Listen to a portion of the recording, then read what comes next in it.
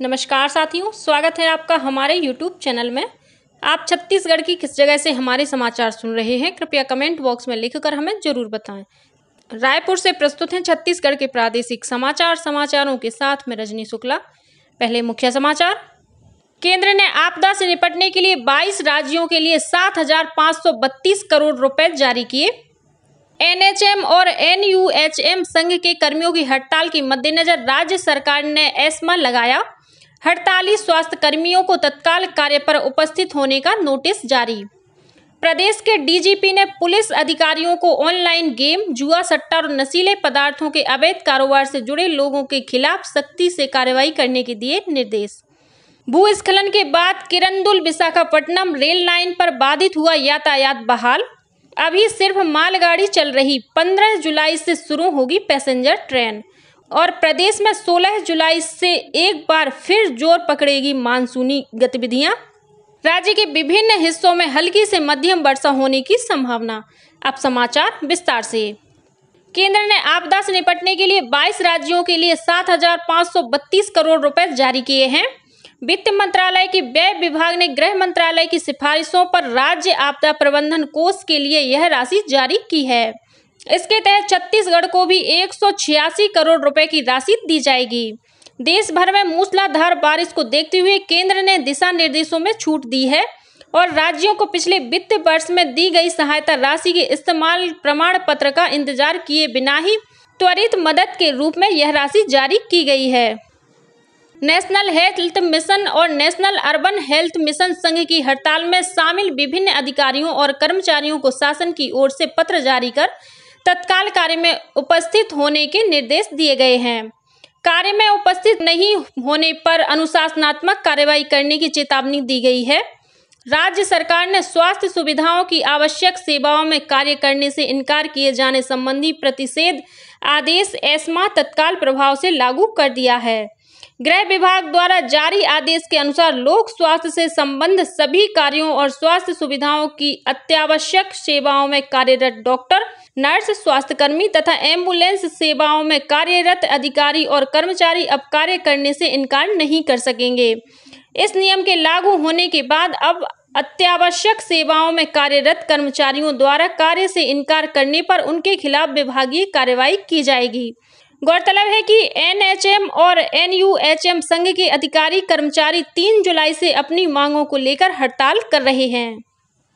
केंद्र सरकार ने आंध्र प्रदेश, कर्नाटक और महाराष्ट्र से तत्काल टमाटर खरीदने के निर्देश दिए हैं ताकि इसके खुदरा मूल्यों में बढ़ोतरी रोकने के लिए प्रमुख खपत केंद्रों पर इसका वितरण किया जा सके।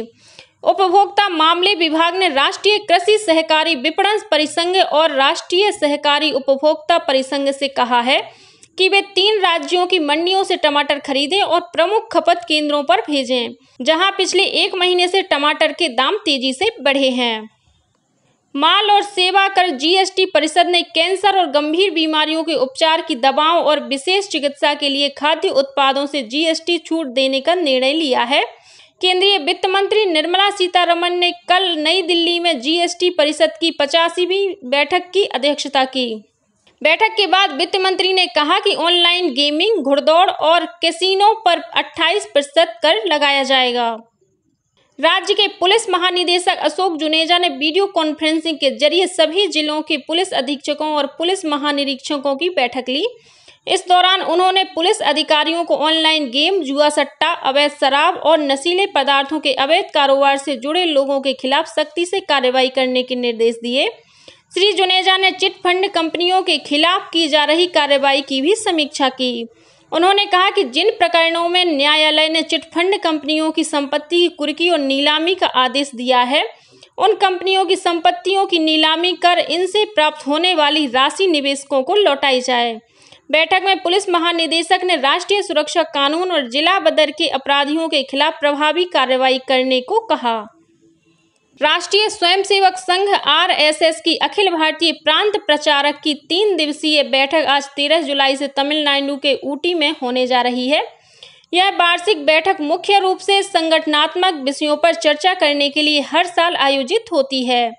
बैठक में आरएसएस के सरसंघचालक डॉक्टर मोहन भागवत, सरकार्यवाह दत्तात्रेय होसबाले के अलावा सभी राज्यों के प्रांत संचालक, सह प्रांत संचालक, क्षेत्र संचालक के साथ सभी कार्य विभागों के अखिल भारतीय अधिकारी भी मौजूद रहेंगे। बैठक में आगामी कार्यक्रमों की योजना और वर्तमान परिस्थितियों के संदर्भ में चर्चा होगी।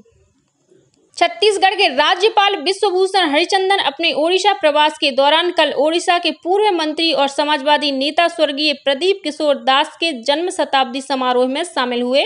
यह समारोह भुवनेश्वर के गीत गोविंद सदन में आयोजित किया गया था।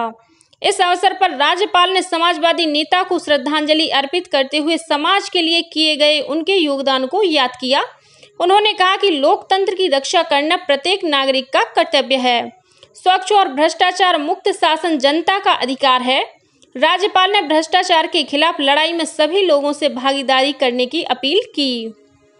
छत्तीसगढ़ में होने वाले आगामी विधानसभा चुनाव में व्यय अनुवीक्षण की तैयारियों के संबंध में मुख्य निर्वाचन पदाधिकारी रीना बाबा साहेब कंगाली की अध्यक्षता में समस्त इन्फोर्समेंट एजेंसियों की समीक्षा बैठक कल रायपुर में आयोजित की गई। बैठक में मुख्य निर्वाचन पदाधिकारी ने कहा कि आगामी विधानसभा चुनाव में केंद्रीय एजेंसियों और राज्य के बेहतर समन्वय से कारगर सतर्कता प्रणाली लागू होगी। बैठक में राज्य और केंद्रीय जीएसटी एजेंसी को वेयर हाउस एवं गोडाउन पर विशेष निगरानी रखते हुए कपड़ा, साड़ी तथा अन्य प्रलोभन की वस्तुओं के अवैध वितरण पर रोक लगाने के निर्देश दिए गए। बैठक में सभी इन्फोर्समेंट एजेंसियों को रेलवे स्टेशनों, ट्रकों, बसों, व्यावसायिक वाहनों के साथ ही हवाई अड्डों पर विशेष निगरानी रखने के लिए कहा गया। बैठक में बताया गया कि पिछले चुनाव में की गई जब्तियों के आधार पर जिलों में निगरानी रखी जाएगी।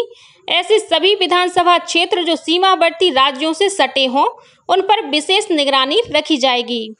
भारतीय जनता पार्टी के प्रदेश प्रवक्ता संदीप शर्मा ने मांग की है कि राज्य सरकार सार्वजनिक वितरण प्रणाली पीडीएस मामले में दोषी अधिकारियों के खिलाफ हुई कार्रवाई की रिपोर्ट को सार्वजनिक करें। उन्होंने कहा कि करीब 600 करोड़ रुपए के पीडीएस घोटाले के मामले में राज्य सरकार ने विधानसभा की कमेटी के बजाय अधिकारियों से जांच कराने की बात कही थी। पूर्व मुख्यमंत्री डॉक्टर रमन सिंह ने विधानसभा में यह मामला उठाया था और अतिशेष स्टॉक को लेकर खाद्य विभाग तथा जिला प्रशासन के आंकड़ों में अंतर होने की बात कही थी। साथ ही डॉक्टर सिंह ने 59 लाख मीट्रिक टन चावल के गायब होने की जांच की मांग भी की है। श्री शर्मा ने कहा कि विधानसभा में खाद्य मंत्री अमरजीत भगत ने स्वीकार किया था कि करीब 5000 राशन दुकानों में 41,000 टन चावल की कमी पाई गई है, लेकिन इस संबंध में अभी तक जांच रिपोर्ट जारी नहीं की गई है। गरियाबंद जिले में बिंद्रा नवागढ़ के पूर्व विधायक ओमकार शाह ने गोंडवाना गणतंत्र पार्टी से इस्तीफा दे दिया है। उन्होंने वर्ष 2019 में विधानसभा चुनाव गोंडवाना गणतंत्र पार्टी की टिकट पर लड़ा था, लेकिन वे हार गए थे। इसके पहले श्री शाह बिंद्रा नवागढ़ से 2 बार कांग्रेस पार्टी के विधायक रह चुके हैं। आंध्र प्रदेश के बोर्रा गोहालू और करकावालसा के बीच भूस्खलन के कारण किरंदुल विशाखापट्टनम रेल लाइन पर बीते 18 घंटे से बाधित यातायात को बहाल कर दिया गया है। इस रेल मार्ग पर अभी सिर्फ मालगाड़ी चलाई जा रही है। वहीं पैसेंजर और नाइट एक्सप्रेस 14 जुलाई तक रद्द रहेगी। जगदलपुर स्टेशन अधीक्षक MR नायक ने बताया कि बीते 10 जुलाई को भूस्खलन होने से रेल पटरी पर बड़ी बड़ी चट्टानें आ गई थीं, जिससे रेल लाइन क्षतिग्रस्त हो गई थी। इसे रेलवे की तकनीकी टीम ने ठीक कर लिया है। श्री नायक ने बताया कि 15 जुलाई से पैसेंजर ट्रेन और नाइट एक्सप्रेस पहले की तरह चलने लगेगी। मुख्यमंत्री भूपेश बघेल ने राजनांदगांव जिले के मदनवाड़ा में 12 जुलाई 2009 को माओवादियों के साथ मुठभेड़ में शहीद हुए पुलिस अधीक्षक विनोद चौबे और 28 पुलिसकर्मियों को उनकी शहादत पर अपनी श्रद्धांजलि अर्पित की है। मुख्यमंत्री ने अपने ट्वीट संदेश में कहा कि माओवादियों से लोहा लेते हुए पुलिस अधीक्षक स्वर्गीय विनोद चौबे और उनकी टीम ने अपने प्राण न्यौछावर कर दिए। गौरतलब है कि एसपी विनोद चौबे नक्सल ऑपरेशन में शहीद होने वाले देश के पहले IPS अधिकारी थे। मरणोपरांत उन्हें कीर्ति चक्र से सम्मानित किया गया था। और अब पेश है मौसम का हाल। प्रदेश में आगामी 16 जुलाई से वर्षा की गतिविधि में एक बार पुनः वृद्धि होने की संभावना है। ये मानसूनी गतिविधियां बस्तर संभाग से शुरू होकर प्रदेश के अन्य क्षेत्रों में आगे बढ़ेंगी। मौसम विभाग से मिली जानकारी के अनुसार एक ऊपरी हवा का चक्रीय चक्रवाती घेरा उत्तर तटीय आंध्र प्रदेश के ऊपर बना हुआ है। इसके असर से आगामी 24 घंटों के दौरान प्रदेश में अनेक स्थानों पर हल्की से मध्यम वर्षा होने की संभावना है। वहीं 1-2 स्थानों पर गरज चमक के साथ आकाशीय बिजली गिरने की चेतावनी दी गई है। और अब कुछ अन्य खबरें संक्षेप में। रायगढ़ पुलिस ने साइबर ठगी करने वाले अंतर्राज्यीय गिरोह के 4 आरोपियों को झारखंड के देवघर से गिरफ्तार किया है। इन पर लोन दिलाने के नाम पर फर्जी लिंक भेजकर ऑनलाइन ठगी करने का आरोप है। दुर्ग जिले में पुलिस ने नौकरी लगाने के नाम पर 6 लाख रुपए की ठगी करने के मामले में एक आरोपी को सुपेला से गिरफ्तार किया है। जांजगीर चांपा जिला रोजगार केंद्र में 14 जुलाई को प्लेसमेंट कैंप का आयोजन किया जाएगा। जांजगीर चांपा जिले के ठड़गा बहरा गांव में ट्रेलर की चपेट में आने से मोटरसाइकिल सवार एक युवक की मौत हो गई। घटना से नाराज स्थानीय लोगों ने मुख्य मार्ग पर करीब 5 घंटे तक चक्का जाम किया। प्रदेश में इन दिनों रोका छेका अभियान चलाया जा रहा है। इसी कड़ी में कांकेर जिला प्रशासन ने आदेश जारी कर कहा है कि मवेशियों को लावारिस छोड़ने वाले मालिकों के खिलाफ प्राथमिकी दर्ज कराई जाएगी। नियमितीकरण की मांग को लेकर संविदा कर्मचारियों ने कल राजधानी रायपुर के बूढ़ा तालाब में प्रदर्शन किया। और दुर्ग जिले के मोहन नगर थाना क्षेत्र में पुलिस ने महाराष्ट्र के नागपुर से ब्राउन शुगर लाकर बेचने के मामले में एक आरोपी को गिरफ्तार किया है। उसके पास से करीब 10.5 ग्राम का ब्राउन शुगर बरामद किया गया है, जिसकी कीमत लगभग 10 लाख रुपए बताई गई है। इसी के साथ छत्तीसगढ़ के समाचारों का ये बुलेटिन समाप्त हुआ। नमस्कार।